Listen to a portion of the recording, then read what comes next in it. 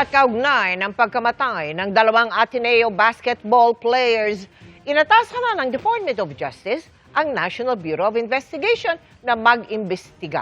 Bagaman walang foul play na nakikita sa ngayon, inaalam na rin kung may dapat panagutin sa training nila sa Aurora.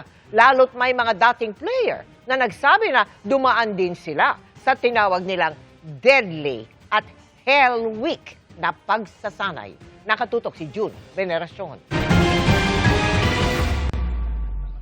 Kung mismo ay kinamatay lang ang pag-uusapan, malinaw ang nakumpirma sa pagsusuri ng mga otoridad sa labi ni Ateneo basketball player Rene Baterbonia.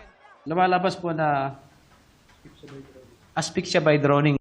Ibig sabihin, naubusan siya ng hininga dahil sa pagkalunod sa kanilang team building activity sa Dipakulaw, Aurora. Inaabangan naman ang resulta ng pagsusuri sa labi ni Divine Adili na namatay rin sa aktibidad. Lumabas din sa investigasyon na nasa hanggang bewang na lalim na tubig ang team ng Ateneo. Pero napunta sila sa biglang lalim na bahagi ng dagat at hinampas ng malalakas na alon. Noon nawala sina Baterbonia at Adili at natagpuan lang pagkatapos ng 30 hanggang 40 minuto, 5 dipa mula sa baybayin. Sabi ng PNP, lumayo ng 300 metro sa tapat ng resort ang team activity kahit pinayuhan umano sila ng resort management na sa tapat ng resort gawin ang mga aktibidad.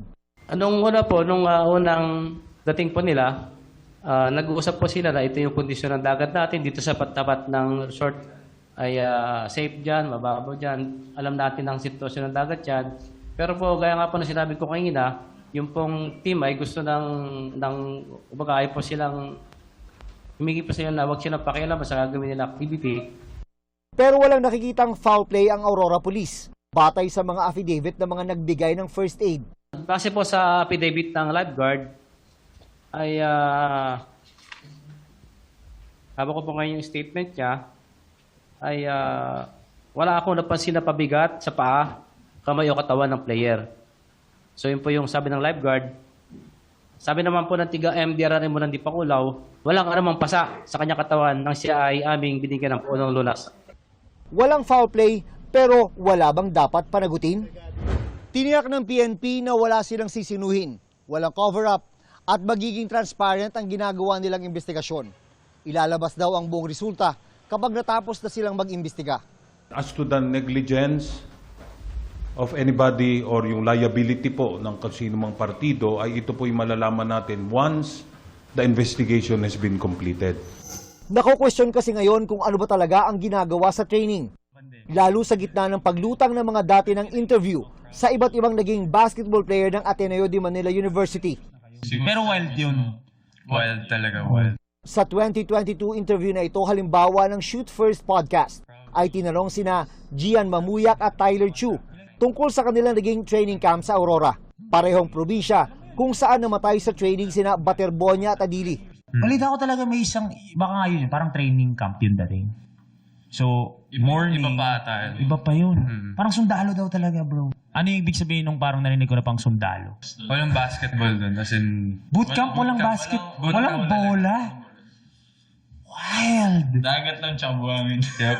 No cellphone. Aniya, subok na subok ang kanilang mental toughness sa tindi ng training na kanilang naranasan. Sa isang hiwalay na podcast naman, tinawag ng dati ring Ateneo player na si SJ Belangel ang ginawa nila sa Aurora bilang deadly training. Kung kailan utak na lang ang gagana at ang katawan hindi na. Hell Week naman ang tawag dito ni ex-Ateneo player Sean Ildefonso nang makapanayam din sa ibang podcast. Inatasan na rin ng Department of Justice ang National Bureau of Investigation o NBI na bumuo ng task force para imbestigahan ang pagkamatay ng dalawang student athlete. Ang NBI ang tutukoy kung merong sapat na basihan para irekomenda ang pagsasampa ng reklamo sa DOJ. June Veneracion, Nakatutok, 24 Oras.